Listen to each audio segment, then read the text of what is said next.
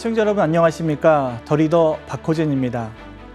대한민국 농업과 농촌은 인구 감소와 고령화, 기후변화, 그리고 급속도로 발전하는 ICT 기술 등 위험과 기회가 상존하고 있습니다. 그 속에서 더 나은 농업 농촌의 발전 방향을 제시하며 대한민국 농정 연구의 중심을 지키고 있는 곳인데요. 오늘 더 리더에서는 한국농촌경제연구원 김홍상 원장을 모시고 농촌 경제의 미래에 대해서 이야기 나눠보도록 하겠습니다.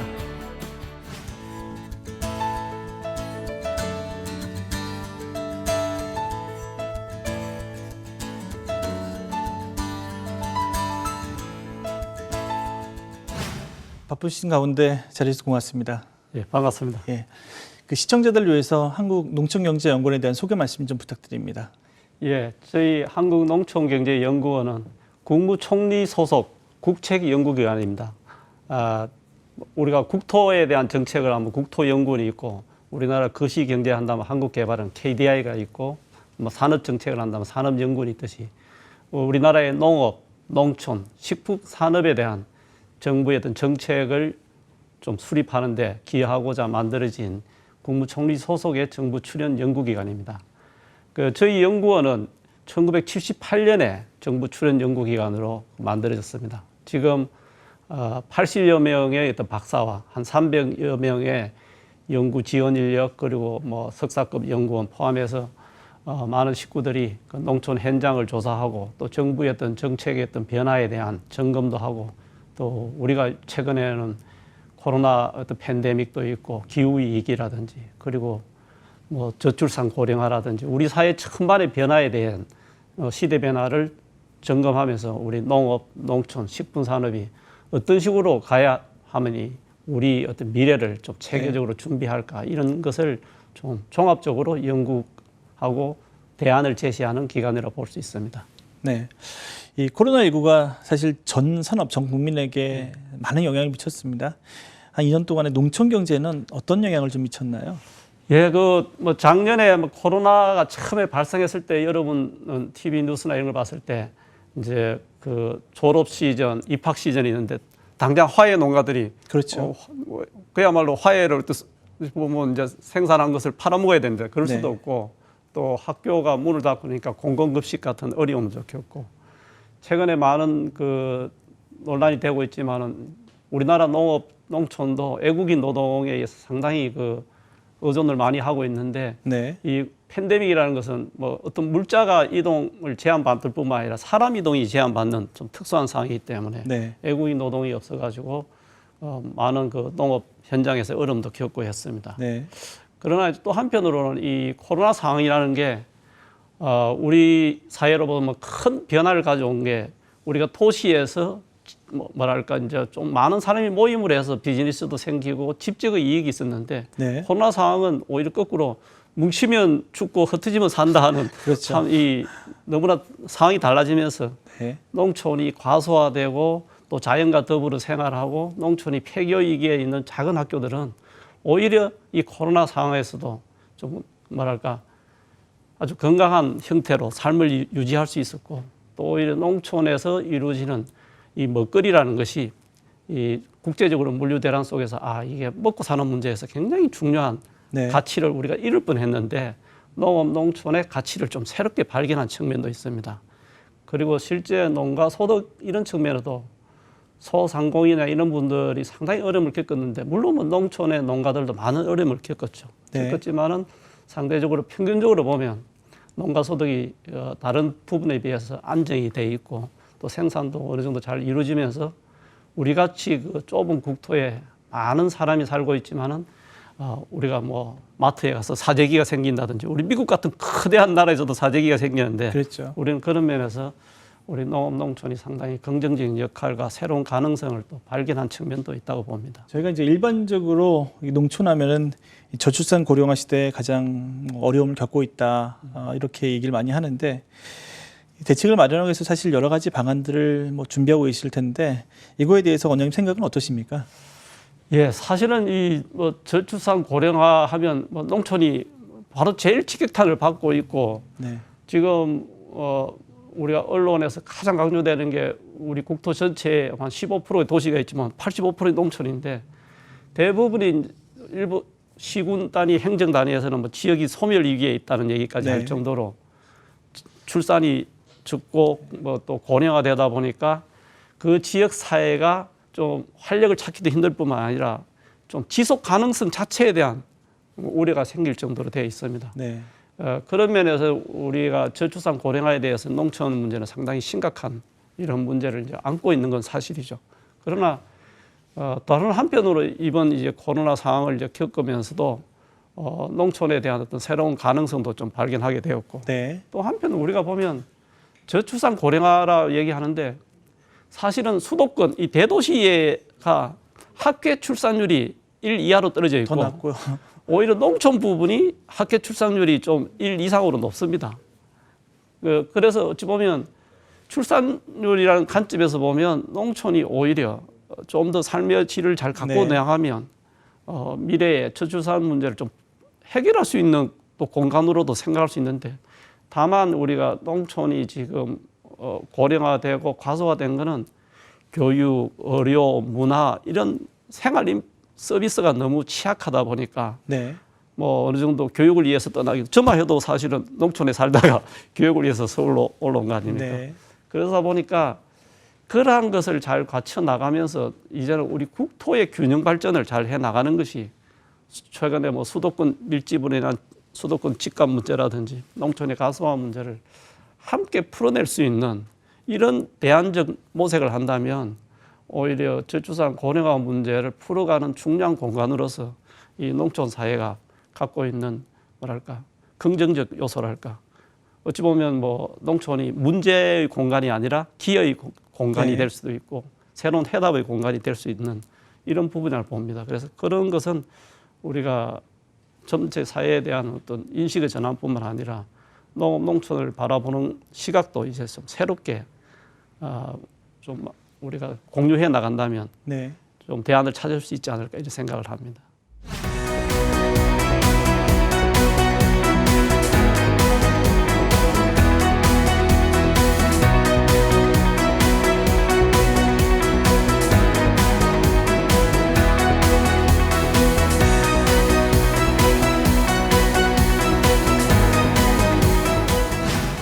자, 지금부터는 이 농촌경제연구원의 핵심 사업에 대해서 자세하게 말씀 좀 들어보도록 하겠습니다.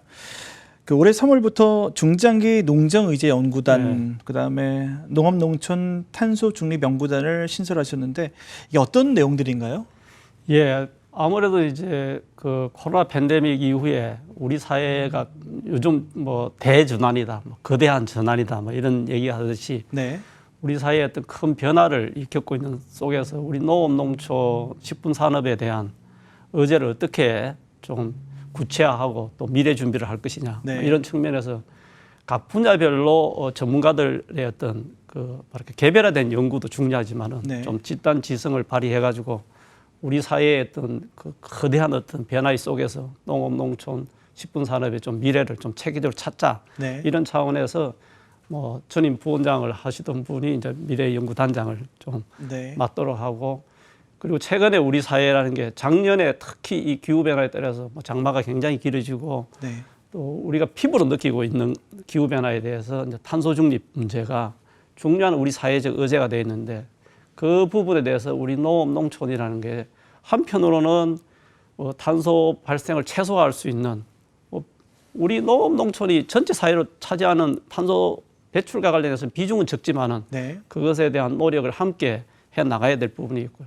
또 하나는 탄소 중립과 관련해서는 에너지 전환이라는 게 굉장히 중요한 과제입니다. 네. 그런 면에서 이제 재생에너지와 관련해서 아무래도 태양광 문제라든지 여러 가지 재생에너지 관련된 생산 공간이 아무래도 도시 부분보다도 농촌에 대한 관심이 높아지고 있는데 네. 이러한 부분을 어떻게 풀 것이냐. 그리고 이제 재생에너지만 해도 태양광 같은 발전을 하기 위해서는 농촌 내에 토지 이용뿐만 아니라 또 발생을 한 그 과정에서 생긴 이익을 어떻게 배분하느냐 이런 네. 부분에 대해서 좀 사회적 갈등이 발생할 수 있습니다. 그래서 이러한 부분을 체계적으로 잘 파악하고 또 사회적으로 그것을 잘 극복해 나가야만이 우리가 좀 농업 농촌의 발전도 그렇고 우리 사회의 미래를 준비하는데 매우 중요하다고 생각합니다. 그래서 그런 부분에서 우리가 좀 주도적으로 좀 약간 어떻게 보면 좀 뭐 건방진 생각이지만 선도적으로 네. 그런 의제를 좀 찾아 나가자는 차원에서 올 3월에 그런 연구단을 만들었습니다. 좀 다른 질문 좀 드리겠습니다.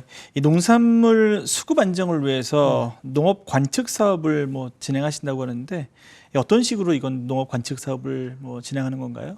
예, 우리 농업 관측 사업은 1999년부터 이제 시작을 했는데요. 네. 우리가 농산물 하면 항상 조금만 부족해도 가격이 폭등을 하고 그렇죠. 조금만 남자라 보면 뭐 현장에서 농민들은 가격이 떨어져서 밭에서 그냥 갈아엎는다고 네. 그게 뉴스에 나오는데 참 가슴 아픈 일이죠. 네. 그리고 또 그 먹거리라는 것은 굉장히 우리 일상생활에서 하루하루 굉장히 중요한데 어떻게 하면 그 가격이 좀 안정적인 형태로 유지될 것이냐 네. 이런 부분에서 그 생산 소비와 관련된 정보를 좀 사전에 좀 제공함을 해서 예컨대 올해 좀 강이 된다고 예측이 되면 네. 좀 덜 심게 되고 그렇게 되면 이제 약간 수급이 조절될 거고 또 부족하다 싶을 정도의 정보가 나오면 사전적으로 네. 좀 더 이제 더 많이 심게 되고 네. 이렇게 하면서 수급이 안정이 되고 가격이 안정되도록 하는 건데 그렇다 보니까 저희들이 그 농업 관측 사업이라는 거는 정보를 제공하면서 그 시장을 조절하는데 그 기능을 하는 거기 때문에 관측 정보가 정확하게 결과로 맞으면 안 돼요. 그래서 가끔은 저희들이 왜 틀리냐. 네.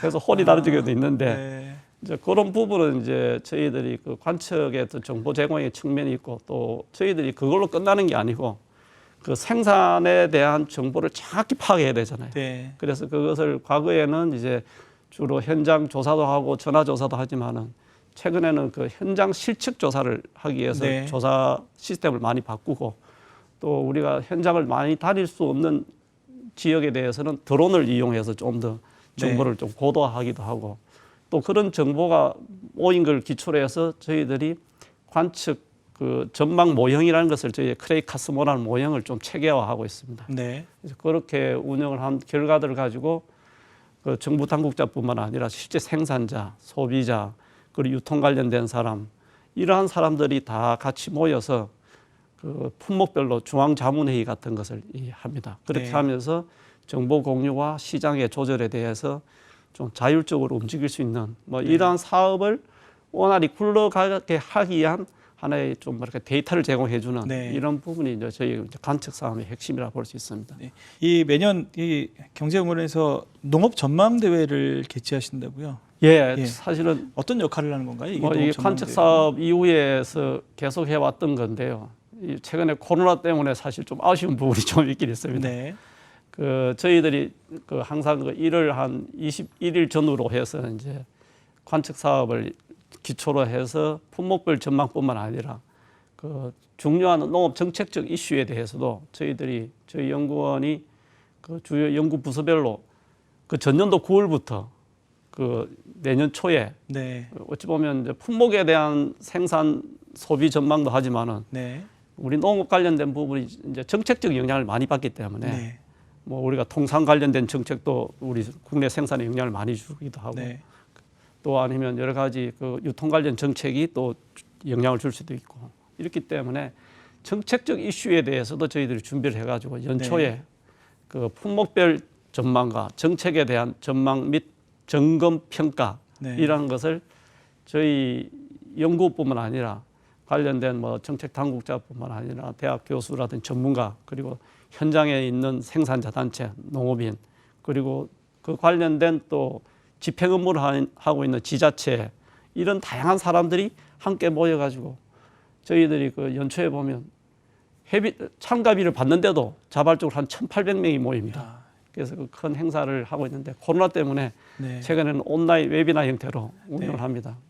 그래도 이제 올해 초에 행사를 했을 때는 온라인 웨비나 형태를 했지만은 3,500명 이상이 동시 접촉을 네. 해가지고 그 정보에 대한 어떤 공유 그리고 정책에 대한 어떤 고민 이러한 것을 함께 나누는 자리가 되고 있어서 저희 아마 뭐 좀 저희 스스로 자랑을 한다면 우리 농업계의 가장 중요하고도 좀 뭐랄까 관심 있는 네. 그 대회가 아닌가 이렇게 생각하고 예, 있습니다. 말씀 들으니까 사실 이제 농촌경제연구원이 싱크탱크 역할을 제대로 하고 있는 뭐 그런 사업 중에 하나다 생각 드네요. 아, 그렇게 생각해 예. 주시면 고맙고요.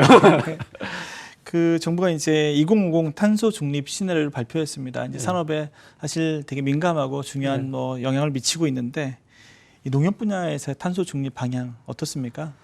이제 탄소 중립 부분은 뭐 전 세계적인 기후 변화 대응이기 때문에 우리 농업 농촌 부분도 그게 큰 흐름 속에 좀 적극적으로 대응해야 된다는 것은 뭐 어찌 보면 시대적 과제라고 생각합니다. 네. 이제 그러나 이제 그 이행 과정에서 최근에 이제 탄소 중립과 관련돼서 뭐 우리가 공정한 전환 뭐 이런 용어도 쓰듯이 네. 우리 농업 부분 내에서도 앞서 이제 어찌 보면 그 재생에너지 관련돼서 태양광 생산이 굉장히 중요한 우리 사회적 의제면서도 또 그 과정에서 이익의 배분뿐만 아니라 네. 또 토지 이용 관계에 대한 사회적 갈등 이런 부분을 최소화하기 위해서 노력도 이제 중요하고 네. 그리고 우리 농업 내에서도 그 탄소 배출이 이루어지고 있는 농업 생산 방식에 대한 전환도 해야 됩니다. 네. 그 기존의 관행적 생산 방식에서 이게 또 새로운 변화를 하려면 아무래도 거기에 따르는 농업인의 어려움도 있고 비용이 발생할 수도 있고 있는데 이러한 부분을 좀 체계적으로 잘 다뤄야 될 거고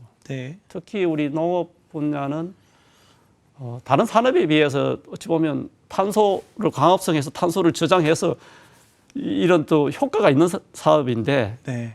탄소 중립이라는 측면에서 보면 전체적인 탄소 배출량을 줄여야 되기 때문에 저감이라는 측면에서 보면 다른 부분의 노력을 한 100을 노력하면 200의 효과가 있다면 우리 농업 부분은 이 탄소 저감을 위해서 노력 100을 노력하면 50의 효과를 보기가 힘든 네.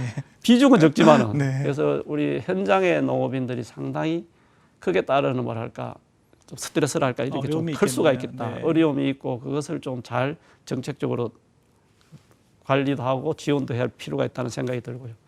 먼 미래를 보고 그런 데 대한 인프라를 좀 갖추고 준비해 나간다면 탄소 중립 사회가 오히려 농업 농촌에 대해서 새로운 가능성도 찾을 수 있는 그리고 재생에너지 생산 과정에서 합리적인 이익 배분이라든지 또 토지 이용 체계 이런 데 대한 합리적 대안을 마련한다면 오히려 농촌은 좀 더 안정적 소득 기반까지도 마련할 네. 수 있는 이런 부분에 대해서는 우리가 좀 더 전향적으로 좀 생각하고 대안을 좀 적극적으로 함께 찾아가는 것도 매우 중요하다고 봅니다.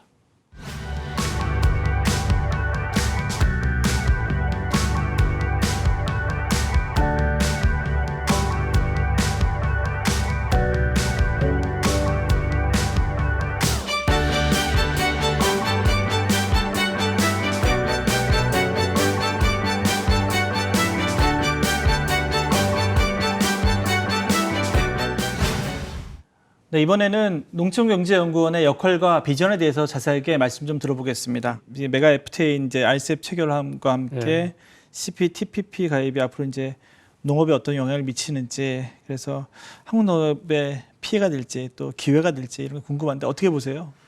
예, 뭐 저희 그 농업 농촌 부분이 가장 크게 아마 어려움을 겪어오는 과정이라는 게 어찌 보면 1980년대 후반에 이제 우루과이 라운드 네. 농산물 협상 이후에 계속 개방 체제로 하다 보니까 우리나라의 어떤 농업 농촌 특히 농업의 구조 자체가 굉장히 다른 나라에 비해서 소규모 영세한 네.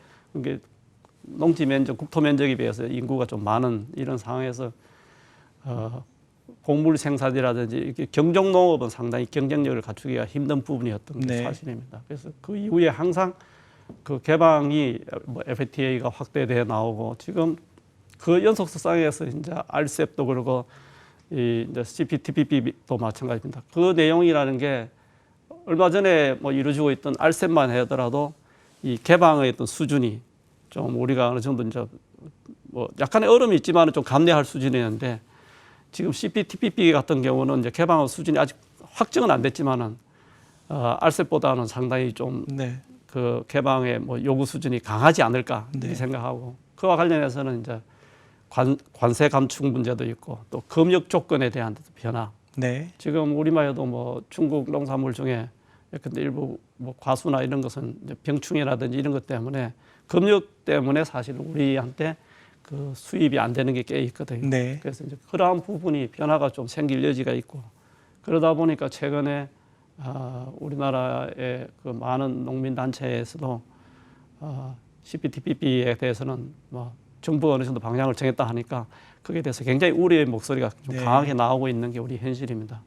그런데 이제 그런 부분에 대해서 정부가 적절한 이제 뭐랄까 대책을 좀 마련해서 좀 원활하게 그 합의해 나가는 게 중요하고, 또 한편 이제 우리 사회도 최근에 좀 뭐 이 코로나 상황을 겪으면서 또 새로운 변화가 최근에 여러 가지 뭐 기생충 뭐 또 영화도 그렇지만은 K-팝 이러고 네. 오징어 게임 이러면서 약간의 어떤 뭐랄까 좀 한류 바람 속에서 뭐 김치도 그렇지만 농산물에 대한 가공품도 그렇고 이런 부분에 대한 좀 수출 수요들이 조금 우리도 나타납니다. 네. 그래서 최근에는 뭐 샤인머스켓 포도 같은 게 뭐 캐나다까지 이제 선적이 됐다고 뉴스에도 나오고 이러는데 네.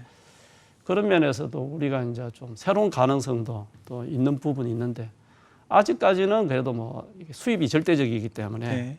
수출보다는 이제 수입이 절대적인 상황에서 좀 이행 과정에 대책을 잘 하면서 또 새로운 어떤 가능성도 또 찾아가는 이러한 노력이 좀 필요한 시점이라고 봅니다. 네. 마지막 질문 좀 드리겠습니다. 이 농촌 경제의 미래와 비전에 대해서 한국 농촌 어떻게 가야 되는지 좀 말씀 부탁드립니다. 예, 뭐 이거는 사실 뭐 밤을 새서 얘기해도 좀 어려운 숙제이고 저로서도 이제 어찌 보면 이제 평생 이 관련된 연구를 해왔는데 분명 우리 사회가 변하는 과정에서 농업 농촌이 매우 어렵고 또 실제 농촌의 현실은 지금 과소화돼 있고 고령화돼 가지고 뭐 오늘도 어떤 세미나에서 현장에서 열심히 그 활동하고 계신 분들이 새로운 어떤 가능성과 시민사회단체의 역할이 중요하다 그러니까 농촌에 시민사회단체가 과연 있습니까? 이런 얘기를 할 정도로 사실은 네. 우리는 좀 절박한 상황에 있는 건 사실입니다. 그러나 이제 최근에 우리 농업 농촌의 가치에 대한 새로운 발견, 그리고 또 뭐 유럽도 마찬가지지만은 그 사회가 건강하게 발전하려고 하면 국토의 어떤 균형 발전과 농촌이 갖고 있는, 농업이 갖고 있는 먹거리의 안정적 공급과 자연이 갖고 있는 가치, 이것을 정확하게 발견하면서 도시와 농촌이 상생하는 발전을 갖지 않으면 인류 사회가 지속 가능하지 않은 이러한 네. 것에 대한 공감대가 커지고, 그래서 그 과정에서 우리 농업 농촌의 가치를 정확히 발견하고 또 그 과정에서는 정부의 정책도 과거에는 생산 많이 하고 또 그에 대해서 경쟁력을 갖추라는 얘기뿐만 아니라 농업 농촌의 그 가치를 잘 보존 유지해 주는 것이 국가 사회뿐만 아니라 모든 도시민한테도 중요한 삶의 일부라는 것을 알고 오히려 정부도 정책적인 지원을 그런 공익적 가치를 유지시켜 나가는 활동에 대해서 어찌 보면 뭐 사회가 좀 보상을 해주는 네. 그것이 좀 더 공감대가 형성돼서 정책적 지원이 이루어지는 그런 것이 아마 새로운 변화가 생기고, 뭐 이 정부에 들어섰을 때도 공익형 지풀 중심의 농정 전환이라는 게 굉장히 강조된 바 있습니다. 네. 그것이 지금도 굉장히 중요한 진행형 과제이고요. 그래서 그러한 부분이 변화가 생긴다면 뭐 좀 현장의 변화, 농업 정책의 변화, 그리고 인식의 변화, 다양한 어떤 경제 주체들 간의 그 협력적 파트너십 이러한 것이 결합되어 나간다면 우리가 농업 농촌 사회를 새롭게 미래의 공간으로 만들어갈 수 있고 또 그것이 전체 우리 사회를 좀 건강하게 할 수 있는 그러한 어떤 계기가 되리라고 생각을 합니다. 또 그렇게 우리가 함께 노력을 해야 될 것 같고요.